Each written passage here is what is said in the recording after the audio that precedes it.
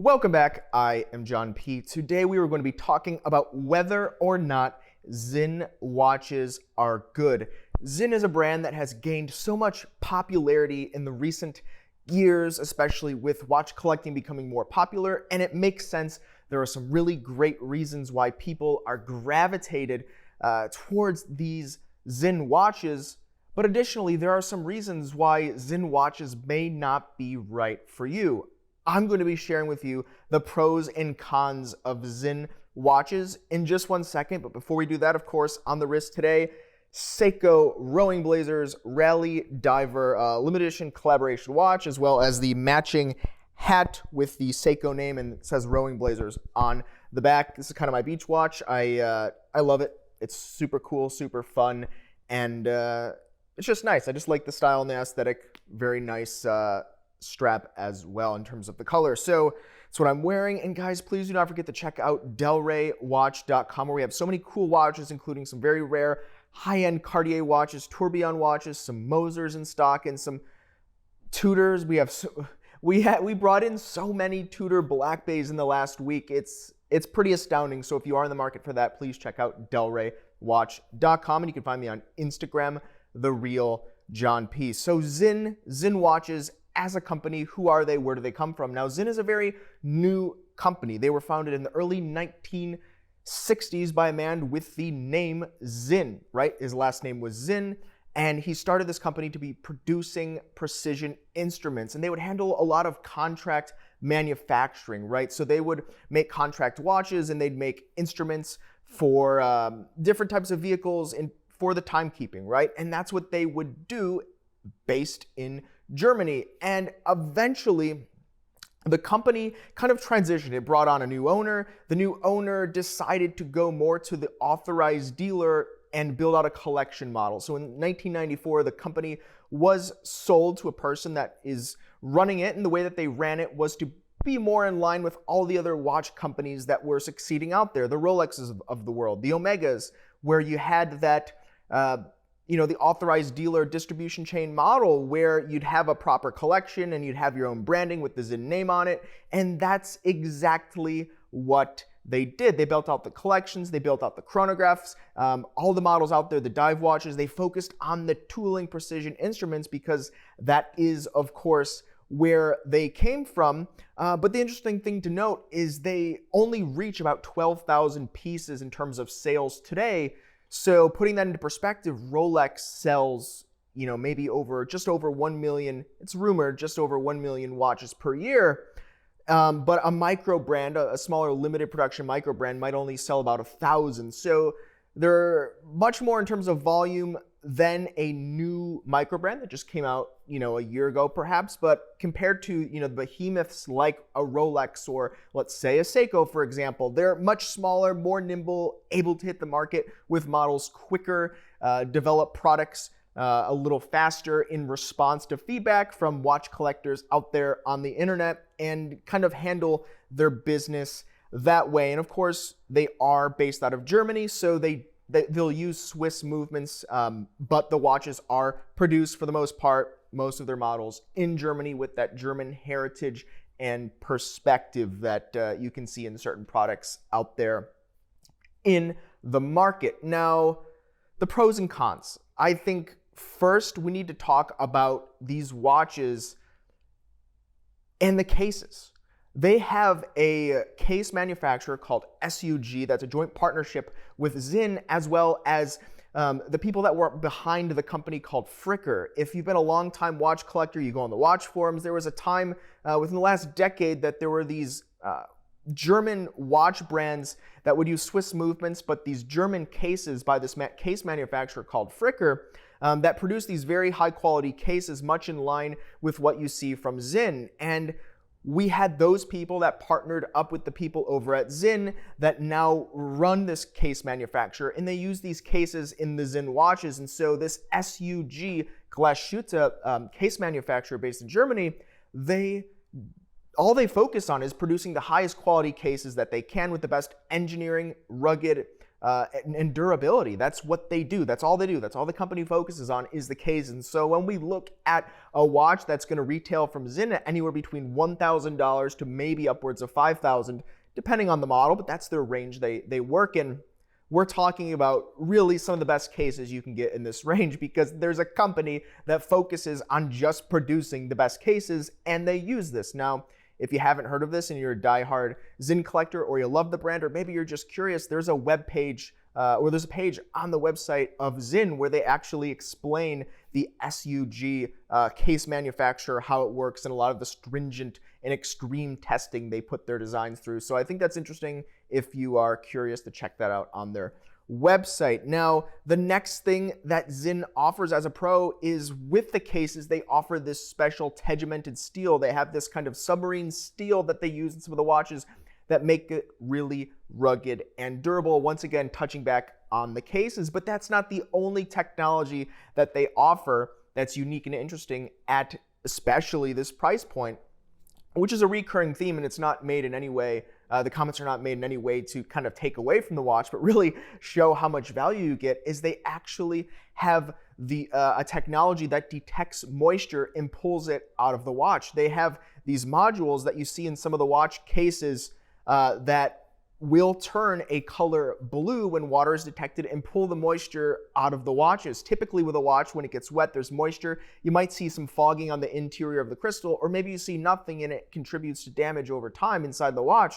But Sinn went above and beyond, and they put in this capsule that will actually pull and detect the water. You can replace the capsule, but some people actually buy these little metal caps and just kind of cap over that crystal instead of putting that functionality or that feature in that. Now, there's plenty of videos on YouTube where it kind of shows you this technology, but I think that is just so cool to have in a watch that's made to be rugged, durable, and to be exposed to the elements. And that's something you really don't get from any other watch manufacturer. Now, additionally, a pro of Sinn is going to be the movements. They use workhorse proven movements. Many people look down on using ETA movements or Solita movements or 7750, and they say these are not in-house movements. They're not producing these movements. They're not a true, watch company. There are people that say that, the purists, things like that.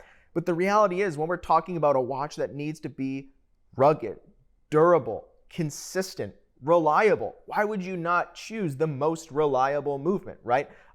If these movements have been used for decades and proven over time in millions of watches out there, why do we want to reinvent the wheel?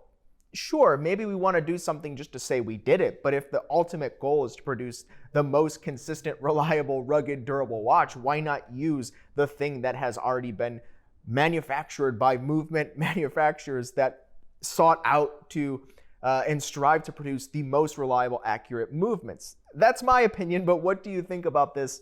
Feel free to leave that in the comments below. And in the con section, we also will talk about the movements, because unfortunately, it does rub some people the wrong way. Now, what's also great, another pro of Sinn watches, is that the watches are consistent across the board. You get a $1,000 Sinn watch, the quality is going to be about the same. I haven't seen any major differences than a Sinn watch for $5,000. They use the same metals, unless of course you opt out and you opt in for a different metal when they're tegimented or fully tegimented models, right? And they do have occasional precious metal watches, but not often. But everything, for the most part, case construction, dials, it's all comparable across the board. That's something you don't see from every watch brand, right? Some watch brands, think of like Tag Heuer, for example, you get one of their $1,000 watches, it's not going to be even close to their $10,000 watches, and it makes sense. But Sinn manages to pull this off, right? So that's something they focus on, and I really like and enjoy that aspect about it, because you buy one Sinn watch, you feel good about it, you like it. You buy another totally different model, you don't have to wonder, is this watch any good? If you like the other one, you can rest assured that it will be the same. And last, the prices are more than reasonable. I think in terms of luxury goods today, looking at some of the watch brands raising their prices, all-time desirabilities, all-time highs in terms of sale prices on watches, Sinn watches are very reasonable for what you get and what they offer in their target market and segment. I think it's extremely difficult to beat them for the offerings that they have. and the prices are more than reasonable, if not great, for the quality of watch that they do deliver. What do you think about that? Leave that in the comments below. Now, overwhelmingly, I will say that Sinn watches are pretty great. It's difficult to beat them in their price segment, and sometimes even higher than their price segment, to be quite honest with you. But the reality is there are some cons that just need to be talked about. There are some things that maybe some people will not like about them. It might make a Sinn watch not right for a certain type of collector, and we just need to touch on that because it is the reality of the situation sometimes. Now, the first thing, of course, is the branding. Some people just want a watch that has a more noticeable brand, right? Some people may be drawn to a particular lifestyle or particular feeling that the brand conveys, and that's how products work, right? That's marketing. That's how it just works for the most part. And while Sinn is notable in the niche watch collecting world, they're not, unfortunately, they're just not notable outside of that world. And so if someone does want a watch that's going to get noticed by people as a luxury good, it's just not going to happen. Personally, that's not really for me. I like to wear and enjoy truly whatever I like and I'm gravitating towards. So that's not a negative for me. But for some people that want that Patek Philippe on the dial, or they want that Rolex on the dial, or they want someone to notice the case shape of their Audemars Piguet Royal Oak, it's just not going to happen. But that could be a positive for someone. So typically, someone may consider that to be a con. Now, additionally, some people might consider that the movements are not finely decorated. Some of the movements are sufficiently decorated. Some of the watches, you can see the movements over the course of history, maybe some not so much, but the reality is they don't put a lot of time and energy, for the most part, into decorating the movements. It's not what they focus on.